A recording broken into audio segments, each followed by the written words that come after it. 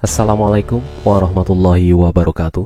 Salam hangat buat sahabat semuanya. Semoga kita semua selalu berada dalam lindungan Allah Subhanahu wa Ta'ala, and everything is running well. Amin.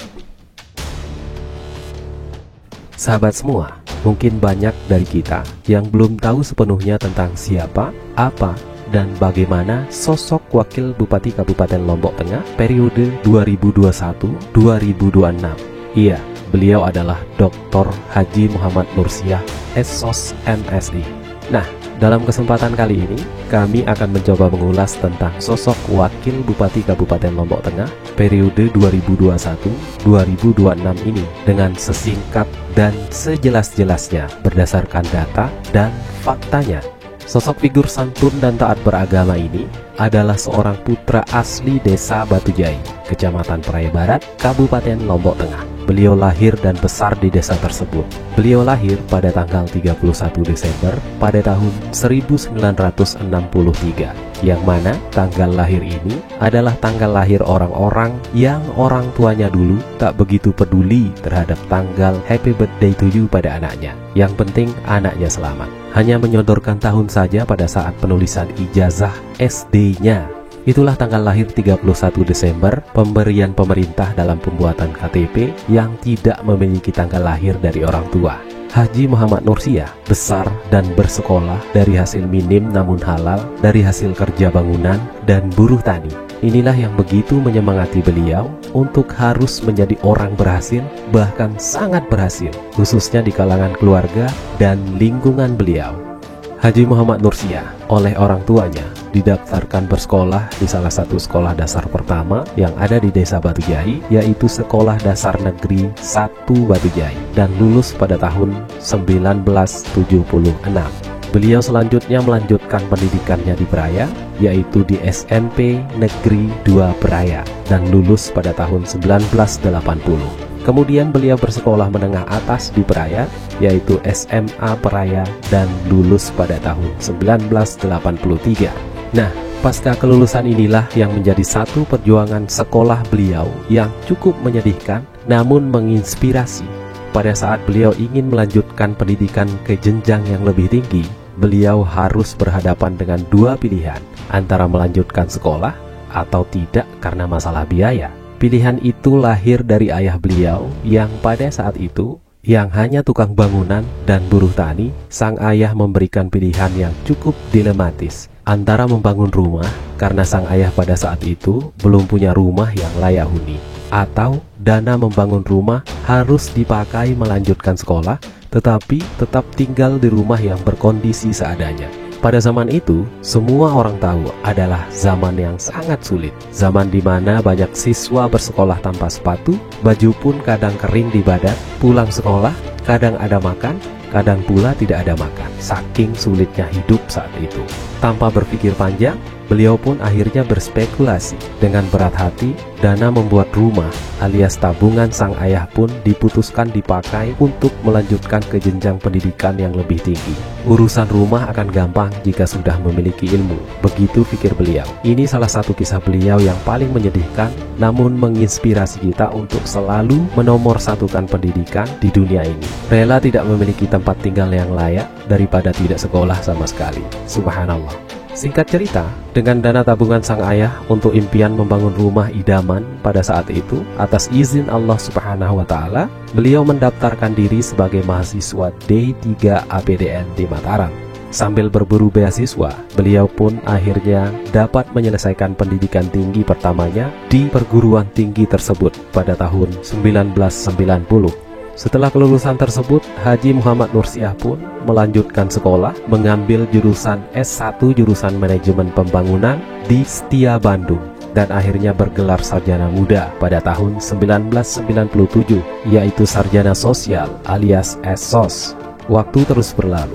Semangat dan kesukaan akan bersekolah pun tak pernah hilang. Beliau akhirnya memutuskan untuk melanjutkan studinya ke jenjang yang lebih tinggi dan mengambil program S2 alias Master jurusan Keuangan Daerah di Universitas Gadjah Mada UGM Yogyakarta.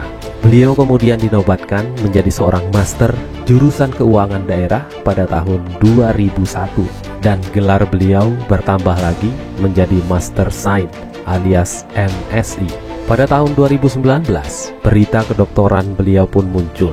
Ternyata beliau telah menyelesaikan doktor alias S3-nya di IPDN Jakarta pada tahun itu dan diwisuda pada bulan Juli tahun 2020. Dan selama proses doktornya, beliau mempelajari lebih dalam tentang ilmu pemerintahan yang beliau juga terapkan selama dedikasi beliau kepada Kabupaten Lombok Tengah. Gelar beliau akhirnya menambah jumlah doktor di Kabupaten Lombok Tengah khususnya pada tahun itu.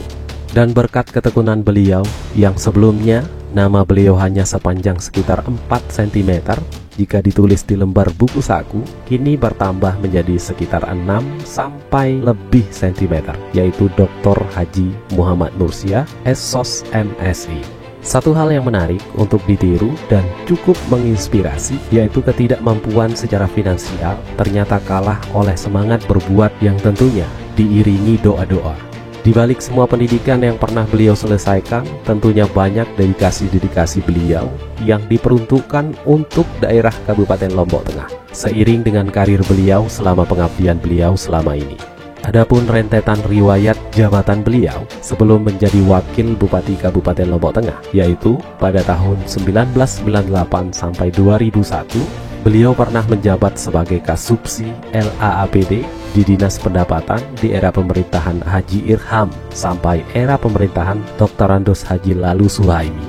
Setelah jabatan Kasubsi LAAPD, jabatan baru pun disuguhkan kembali kepada beliau, yaitu sebagai Kasubag Perbendaharaan pada bagian keuangan Sekretariat Kabupaten Lombok Tengah tahun 2001 sampai dengan 2003 di era Haji Lalu Suhaimi. Selanjutnya pada tahun 2003 sampai 2004, beliau diberikan kepercayaan sebagai Camat Praia Timur Kabupaten Lombok Tengah. Setelah menjadi Camat Praia Timur, beliau kemudian menjabat sebagai Kepala Bagian Keuangan alias Kabag Keuangan Sekretariat Kabupaten Lombok Tengah mulai tahun 2004 sampai tahun 2007. Berikutnya, dari tahun 2008 sampai tahun 2009, beliau diangkat dan menjabat sebagai Kepala Dinas Pendapatan Kabupaten Lombok Tengah. Dan pada tahun 2009, beliau pun memangku jabatan sebagai Kepala Dinas Kebudayaan dan Pariwisata Kabupaten Lombok Tengah. Setelah itu, mulai dari tahun 2009 sampai dengan tahun 2016, pasca membawahi 2 dinas di Pemda Kabupaten Lombok Tengah, beliau akhirnya diangkat menjadi Asisten Administrasi Umum di Pemda Kabupaten Lombok Tengah. Kemudian pada tahun 2016, beliau diangkat pula menjadi orang nomor 3 Kabupaten Lombok Tengah, yaitu menjadi Sekretaris Daerah Kabupaten Lombok Tengah di era pemerintahan Haji Muhammad Suhaili alias Abah Uhel, sampai beliau harus keluar dari barisan birokrasi pemerintah daerah Kabupaten Lombok Tengah karena pencalonan beliau di Pilkada tahun 2020. And the last but not least, berkat ketelatenan, kerja keras, doa dan dukungan masyarakat Lombok Tengah, pencalonan beliau dilancarkan oleh Allah Subhanahu wa Ta'ala, alhamdulillah. Dan pada tanggal 26 Februari tahun 2021, beliau mau tidak mau akhirnya dilantik sebagai Wakil Bupati Kabupaten Lombok Tengah periode 2021-2026. Nah, sahabat-sahabat semua, jika dilihat dari what he has made and done, beliau adalah sosok yang tak boleh dipungkiri sebagai salah satu aset Lombok Tengah yang harus dijaga dan dirawat. Beliau adalah salah satu sosok inspiratif bagi kita sebagai generasi penerus Kabupaten Lombok Tengah pada khususnya, bahwa meski anak seorang tukang bangunan yang hidup seadanya dan apa adanya, bukan berarti tidak mampu menggapai mimpi-mimpi dalam hidup kita. Modal utama adalah kemauan, semangat, usaha, dan doa. Insya Allah, dengan izin Allah, the dreams will come true. Untuk itu, mohon doa dari sahabat-sahabat semuanya agar beliau selalu diberikan kesehatan jasmani dan rohani, agar terus bisa memberikan dedikasinya kepada Kabupaten Lombok Tengah pada khususnya. Amin ya Rabbal Alamin. Wallahul muwaffiq ila aqwamit thoriq. Wassalamualaikum warahmatullahi wabarakatuh.